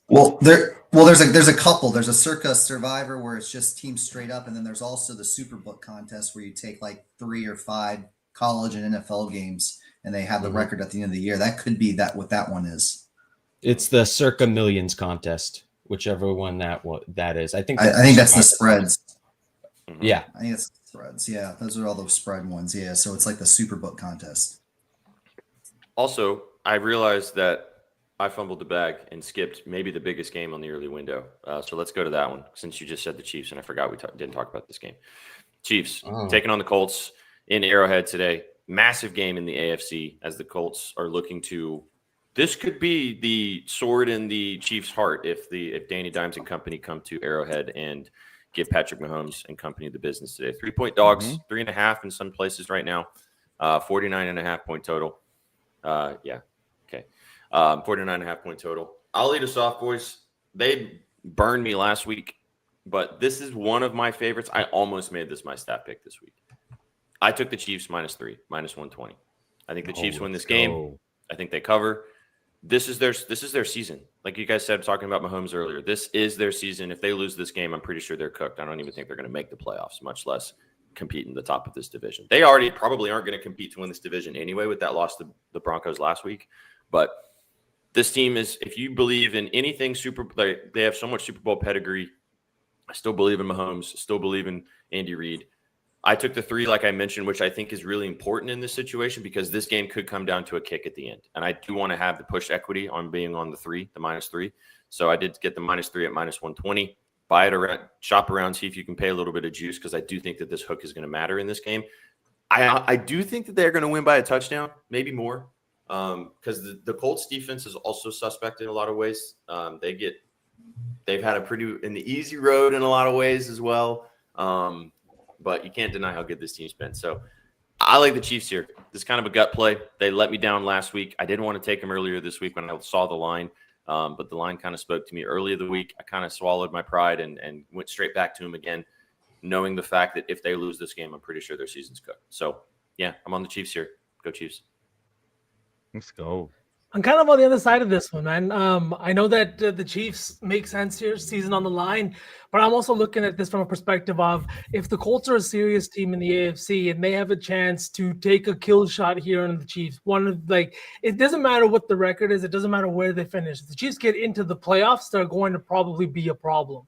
If you have a chance to take out this team here on the road, the spread feels, like we're looking at a Colts team that is playing really well, and then they're still coming as a 3-point dog. But the total is what was intriguing to me. The Chiefs' defense has been fantastic this year. If books are telling us we're seeing a 49.5 point total, it feels like we're going to see some points put up by the Colts, which is making me think that we might see a closer game. I took the +3. I do think they went outright, but this might just be Danny Dimes' delusion. I don't know. Probably Patty sent me this. I'll read this off to you guys. Since 1990, 14 teams have been 5-5 or worse and favored against a team with an 80+% win percentage in their 11th game or later. Those teams have gone 14-0 and are 12-0-2 ATS. The Chiefs are the 15th team in that spot against the Colts on Sunday. Trends are meant to be broken, but that is a pretty hefty trend. Just someone taking that statistic is fucking hefty. Someone took some fucking Adderall and found that stat. Man, Evan Abrams finds some trends, but it's crazy for me. Those types of trends are whack, but then 14-0 is pretty crazy, straight up. But maybe so the dominant team, the winning percentage team is the one that's 14-0. No, the 5-5 team. So it's 14-0. So, yeah, since 1990, 14 teams have been 5-5 or worse and favored at home against a team with an 80+% win percentage. Those teams are the ones that have gone 14-0 and are 12-0-2 ATS. Because I think that trend right there speaks more towards the spread than where the line is being set, because it's not often that you're going to see a 5-5 team in a spot like that where they are favored in this position. But Vegas is kind of telling us that, hey, look, this team is better than we think. And I would say the same thing could be said about those 14 teams that came before the Chiefs. If you're 5-5 laying 3 points or more at home against a team that is significantly better than you on paper, it's probably for a good reason. I don't know. That doesn't make me feel great about my Colts bet. Yeah, it makes me feel decent about my Chiefs bet. But again, trends are meant to be broken. I felt the same way about the Chiefs last week going into Denver. With this spread being what it was last week as well, and they lost outright. So this is my last shot of trusting this team If they lose today, for many reasons, I will not trust them again, but also just because of what it means to them this year. JJ, do you have any bets in this game? I'm assuming I do. I have one of my favorite player props all year in this one. It's Patrick Mahomes over passing yards, 274.5. Win or lose, he's got to put it all on the line. It's not going to be the Colts, even when they win games and these games that they play against good teams and they let up a lot of points. He's going to do it in the air. He's going to lay it all on the field. I think it's going to be a 300-plus yard game for him, win or lose, regardless. I love that play. I also like Rashee Rice. He's been getting a lot of love out of the backfield too. His over/under rushing prop is only 1.5. I mean, he's going to get 2 or 3 carries at least. I think he's going to hit that. I just hope he doesn't get dropped behind the line. That would suck. But those are my 2 plays in this one. But Patrick Mahomes over 274.5. I think it's going up from when I got it, but I love that over. I like that too. This Colts secondary is not spectacular. I did see, I can't remember the player. They're getting somebody back, as in the Colts on the back end. I can't remember who it is, but they're getting someone back that is meaningful. Whether it's I can't remember if it's a corner or a safety. It's Ward, right? Ward's. Yeah, Ward's. I think Ward's back today. Javarius Ward. Yeah. So yeah, I like that, JJ. First like game was Sauce. Yeah. That should be interesting. For sure. Triz, you got any thoughts on this one? Suck, boys. Anything else before we move on?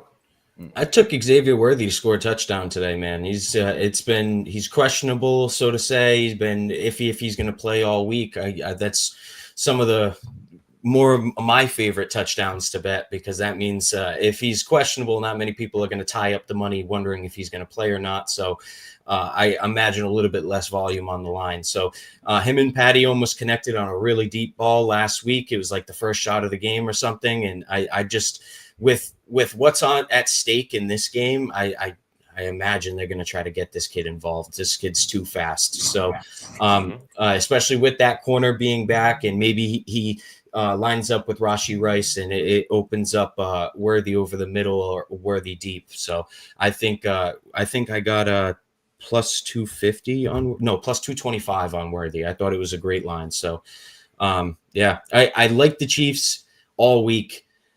The public, again, has scared me right off of that. I can't imagine how this isn't a massive liability for the books this week. And the line kind of moved the opposite way as well. I imagine everybody's coming in on the Chiefs here. Must-win game. DK's posting stats like that where teams are 14-0 against the spread. Somebody else put in chat, the Colts are the only team Mahomes has never beat.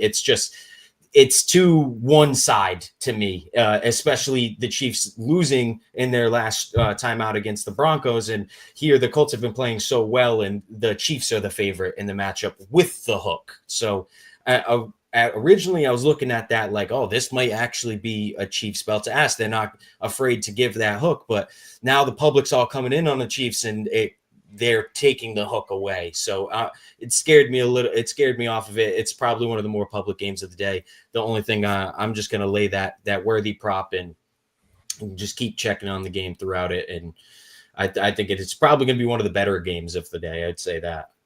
For sure. That's why I definitely took the 3 and not the 3.5, because I do think that half a point could end up mattering here. All right, 2 more games in the late window. Let's rock and roll with these last 2, and then we'll cook some parlays and we'll get out of here. Slate starts in the next hour. It's at 12 o'clock Eastern across the for all of you guys out there. I don't know if Church Dev is watching this in the Down Under, but I have no idea what time it is in Australia right now. Okay, Falcons taking on the Saints. We'll save that Cowboys-Eagles game for last. Another NFC South battle here. Saints looking to go back after their win last time out against the Panthers. 1.5 point favorites now. That was 2 in some spots. Falcons, this team's also just terrible. 40.5 point total. Triz, I'll let you lead us off. I know this is your staff pick this week. Oh, the Saints? Come marching in. Talk to us. Yeah, man, I took the Saints here. The line moved against me this morning, made me a little bit. It's got me a little scared. But I do know divisional home favorites coming off a bye cover the spread 70% of the time. So that's a trend I like to get behind here.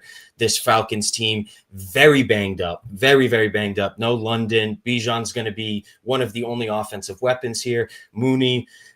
I just think the Saints team, they played very well in their last game, coming off a big win with a lot of momentum here. Usually you want to fade a bad team in that type of spot, but I just think the Falcons are worse. I think Kirk Cousins is cooked.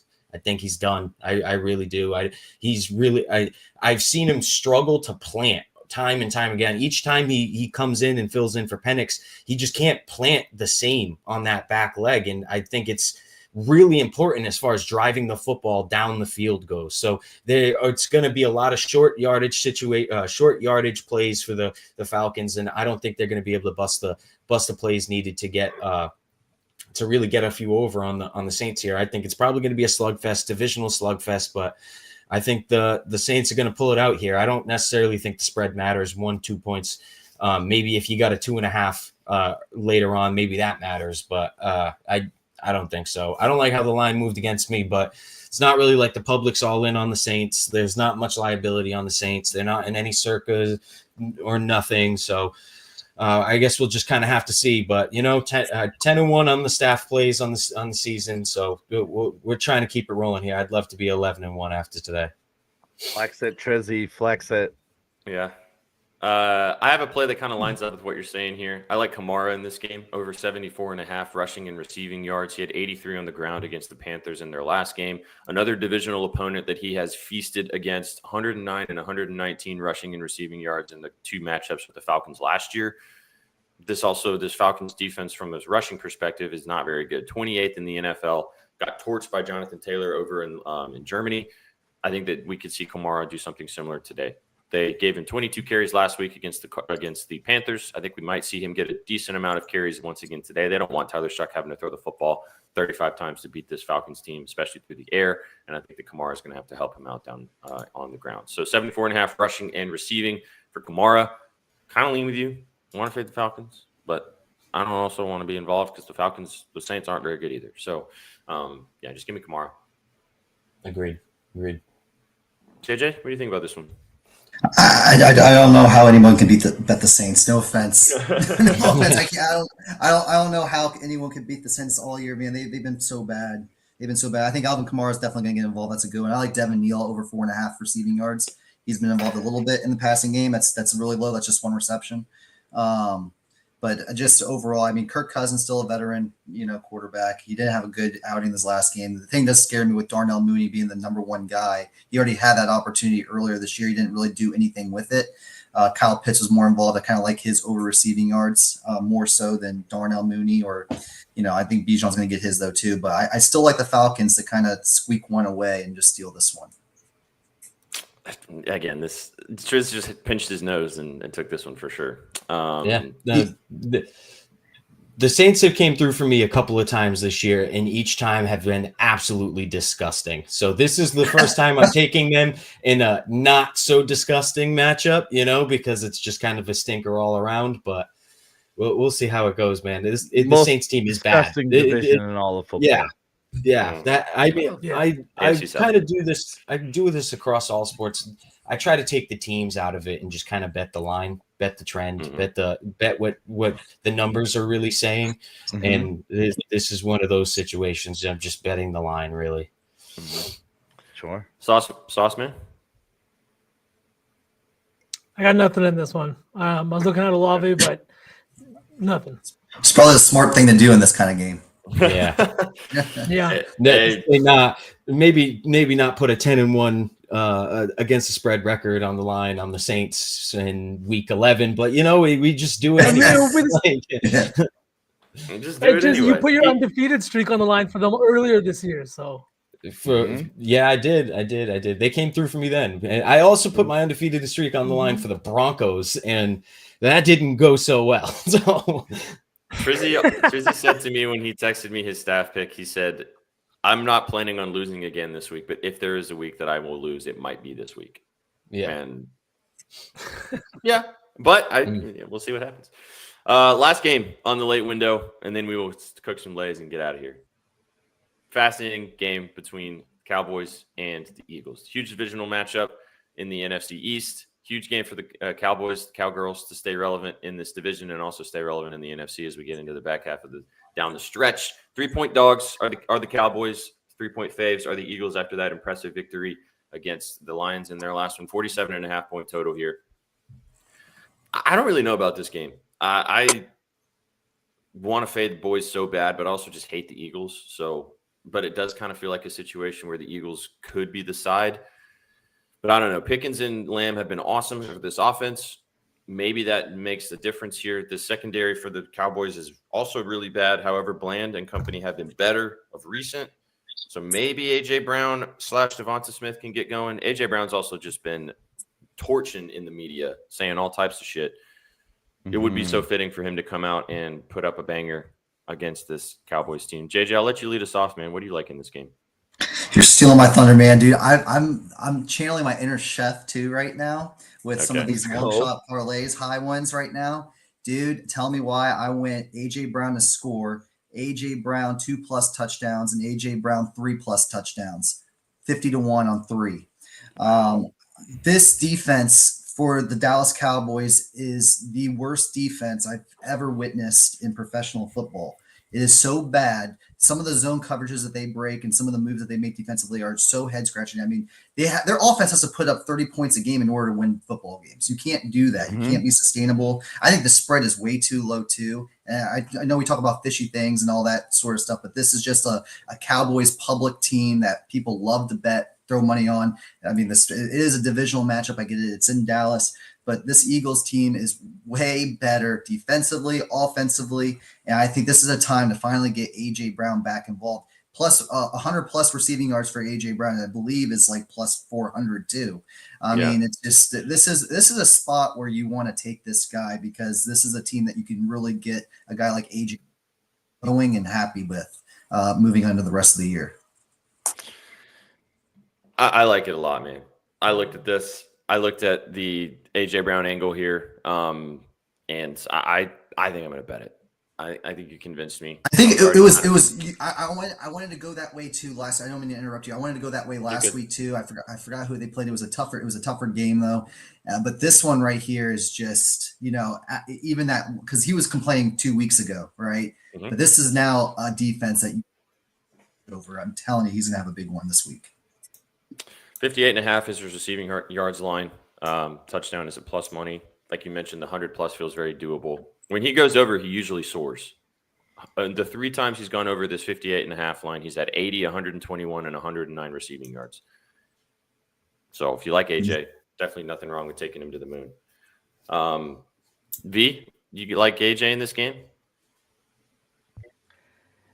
Honestly, every time I bet a Eagles wide receiver, I have a bad time. I'm just going to leave it alone because all I end up doing is bitching about Jalen Hurts on the timeline. So I'll let you guys enjoy that one. I bet 2 receivers on the other side of the ball. I'm taking CeeDee Lamb for his yards over 74.5. This guy's had 10+ targets in 6 straight games against the Eagles. 4 of those have come with Dak Prescott. He's hit this line at 70+ yards in 3 of those 4 games. This is a guy that loves to play in these big-time matchups. I also think it's very tough to beat a divisional team twice. We're seeing a divisional matchup here with the total sitting at 47, 48.5, depending on what line you're looking at. And I think that it means points are going to be scored. We looked at the last 2 Eagles games. They scored a total of, 23 points, I think, against the Packers and the Lions. Now you're telling me we're getting a total of 48? That means the Cowboys are going to score some points, and that's why I'm looking at our boy Georgie Pickens. 7 of Dak Prescott's 21 touchdowns, 33% of his touchdowns have gone to George Pickens. He is second in the league in end zone targets. Not only has he seen the ball deep, but he's also seen it in the red zone. He's doing a lot after the catch, and the connection with him and Dak has really been thriving, I think, because of all the matchup problems that CD brings to the field. So I took his touchdown for plus 170. I took CD's yards, and I'm almost there at the window on this Cowboys +3. But JJ's giving me pause right now. I'm not going to lie. Wow. My mom also just texted me and said, "Fuck AJ Brown." No. If Mama STJ is out, Resident Titan fan on it. She just it's always hated AJ Brown ever since he left. Which I get it. Triz, what do you think he's about still this the same diva. Yeah, he's just a different diva now. Man, I'm looking at the under in this game. It's kind of gross, but this Dallas defense is terrible. They looked a little better last game, but I mean, in a divisional matchup, I'm pretty sure the last time these teams faced each other, the game went over as well. I'm looking at it hanging around that key number 47.5 at 47 there. I kind of like this to be a little bit of a slugfest. I think the Eagles probably get the job done. A lot of people looking into the Cowboys bouncing back, maybe giving them a little stock for the rest of the season. I think this team's just bad. I don't really think they're going to make any sort of run here. I just really think they're going to be one of those 500 teams, win a game, lose a game for the rest of the season. And this is probably one of those games that they lose.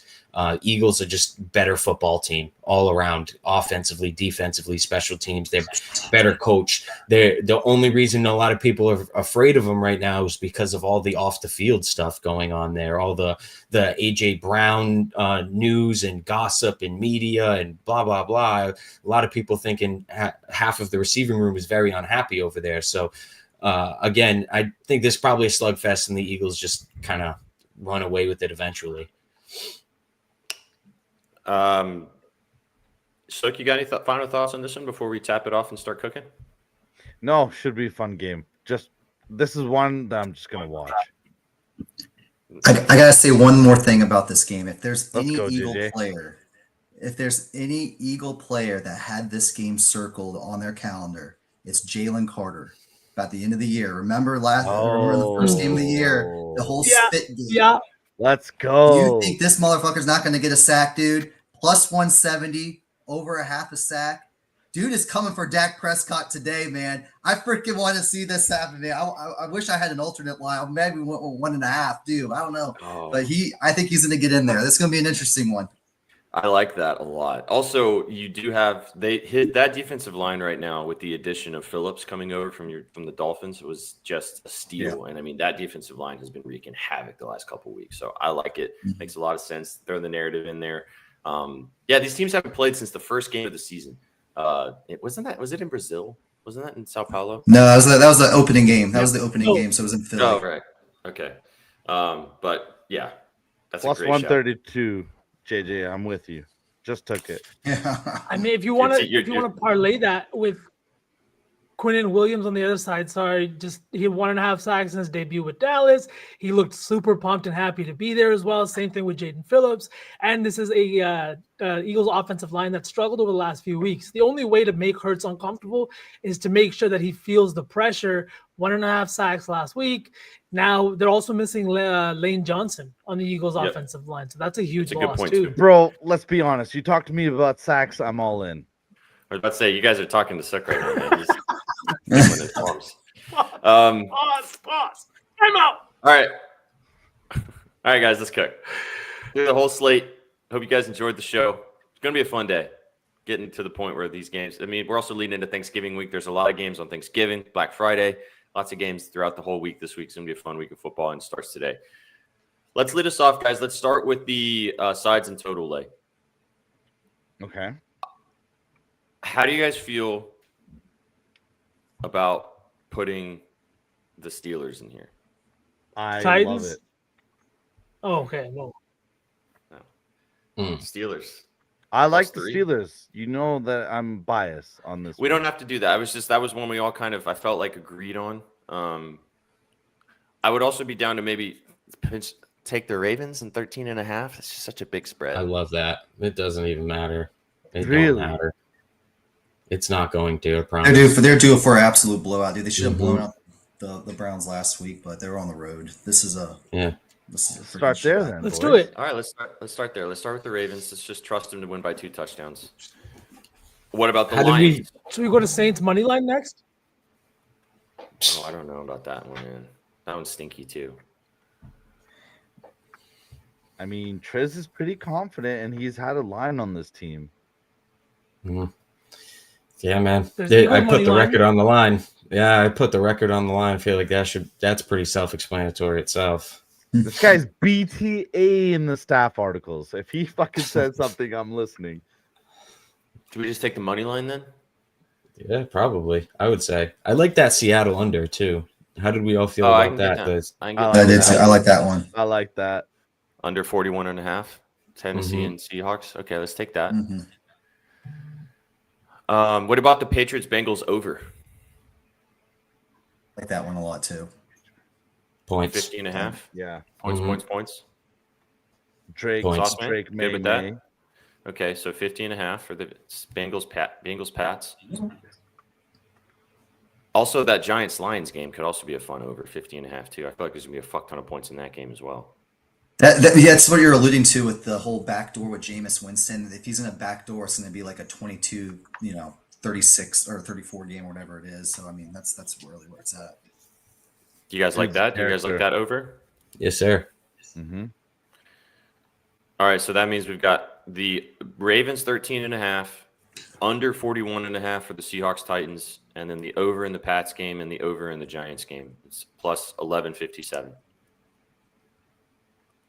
You like it? Love it. Yeah, let's go. Let's roll. Sexy. I All right. propose to it. Would. Okay. So that is the sides and total lay. If you want to tail that, feel free to. Cook your own though, chat. You guys have been getting sharp with it. Have some fun. Okay. JJ, I really liked, you said Mahomes was like one of your favorite plays today, right? Yeah, I love that one. Passing yards. Yep. I liked it too. You guys down to put Patty in here? Start us off with the props. 271.5. Yes, sir. Chef's was Mac Hollins. Let me see what the live line is on Mhm. that for receiving for Hollins. How do you feel about Mac Adonai Mitchell, SPJ? You and me both like that. Dude, I don't want to have AD Mitchell in this, brother. I mean, yeah, I like it a lot. I know you like it too, man. But that guy, like, I don't know if I want him to be anywhere close to parlays today besides like lottos. I'm scared even thinking Fair about enough. it right now, man. It's hitting. What do you guys think? Do you like AD Mitchell? I'm just petrified. But if you guys like it, It's a high line. It's a big jump. That's what I would say. It's probably a big jump for a reason. No. I did notice how many targets he got last week. Like he did get a Mhm. lot of targets from coming just right over. I mean, that was his first game, and he got traded like 3 days prior too. yeah. Is that when that trade happened? It was like Yeah, he didn't play his first week. Oh, he didn't play his first week. Yeah, but I mean, still, if that's his first game in. They gave him the ball that many times. What the hell?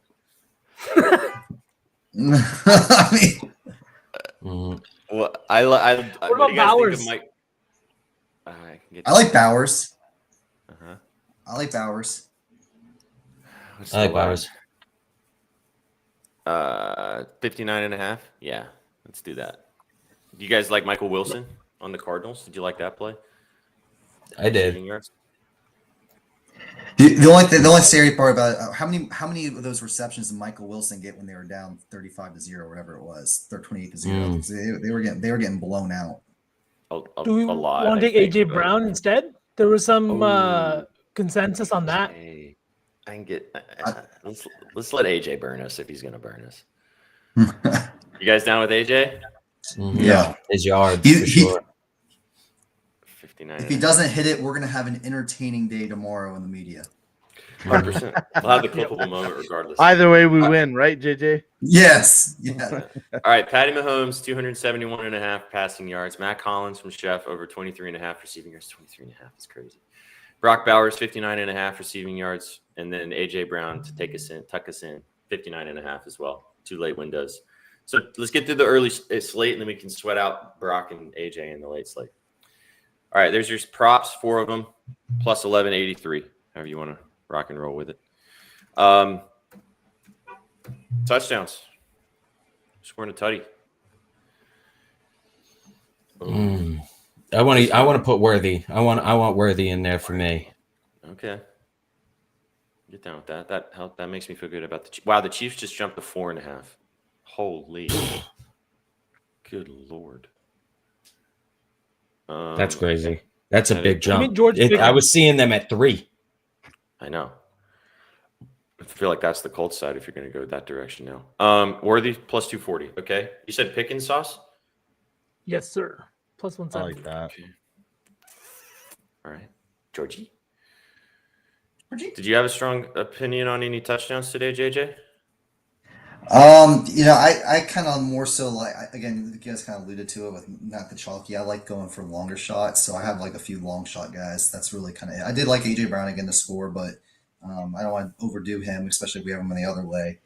But my guy Ilyasova, how I pronounce his name. Yoshivas. Yeah, plus 400. That's a nice one. That's a nice little one, I think, in my opinion. Can we put him in there? The Patriots are actually a bottom 3, bottom 4 red zone defense too. Like they give, like once you get down there, they're giving up touchdowns. I mean, just Worthy, Pickens, and Yoshivas is plus 33.23. Just those 3. That feels like a good lay to put out there. 3 legs, 3,300. Yeah, what? That's right. No? That's sex. That's sex. Just, I think that's fine. That's fine. We don't need to get greedy with it. All right, let's go, fam. 2-0 to the Arsenal. Let's get it, baby. Let's go. Fuck Spurs. Shaheed could have a day today too. So definitely a good shout. This is the Shaheed thing is like I want to see it first. He's probably going to go crazy at some point in this new offense, but like let's see it, you know. All right, so Yoshivas, Pickens, and Worthy, 3 touchdowns plus 33.23, depending on where you're shopping. Sesky. All right, let's go, boys. I'll read off all the lays we just did, and then we'll get out of here. Big shout out to TTP for joining us once again. JJ, thanks for being here, man. It's been a pleasure talking. I appreciate you guys having me again. I love it. Absolutely. Let's go. All right, chat. If you want to tail, feel free to do so. We'll only post the touchdown lay on the timeline. Everything else is just for you guys for tuning into the show because we love you. 4 legs. First one, sides and totals, plus 1,100. Baltimore to cover, 13.5. BTA spot of the day. Under 41.5. Seahawks Titans. Snooze fest. And the Titans to cover. Over 50.5. Pats Bengals. Over 50.5. Giants Lions. Just do your job, gents. Just do the job. That's all we need. Next, props. Patty Mahomes, over 271.5 passing yards. Mac Hollins, over 23.5 receiving yards. Brock Bowers, 60-plus receiving yards. A.J. Brown, 60-plus receiving yards. Then, Tutties, show us your TDs. You know what I'm saying? Andre Yoshibas from the Bengals. Xavier Worthy from the Chiefs. And Georgie Pickens to take us home and tuck us in. Plus 33.23. Big bump. Let's go. Let's go. Absolutely, Kev. You too, my man.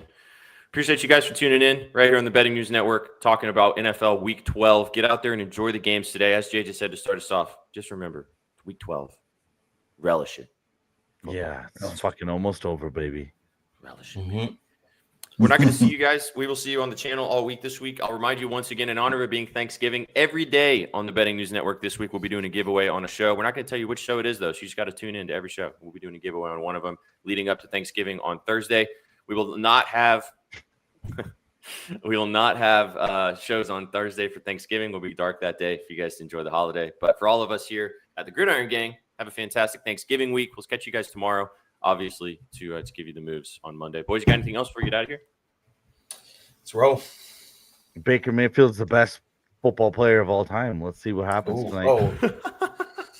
Yeah, 49ers belt to ass tomorrow night. Oh, wow. Damn it, Trizzy. You know I'm on the Panthers. Oh, fuck. I'm sorry, man. I didn't know. It's just... I did not know, honestly. So I'm sorry, Sue. Sorry to crush your dreams, but it's all right. He was the only one on the Seahawks last week, and they covered. So the staff article is not going 12-0, boys. We are on opposite sides. If you want to tail, I did put a parlay out there, parlaying all 12 of our picks. Go check out the staff article if you haven't already. We've gone profitable every single week of the NFL season. Trizzy is 10-1. I'm 8-3. We have a lot of other guys that are 9-2. Get involved with the content over there as well at bettingnews.com. We appreciate you guys. Big shout out to you, JJ, for joining us once again. We'll have you back over the next few weeks as well, talking ball. We appreciate you guys.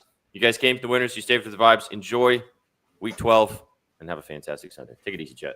What you know about rolling down in the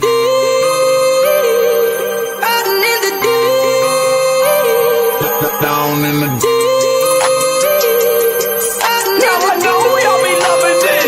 right here. Rolling. What you gonna do? Rolling. What you gonna do? Down in the rolling. What you gonna do? Right, y'all be loving this shit. What you you know about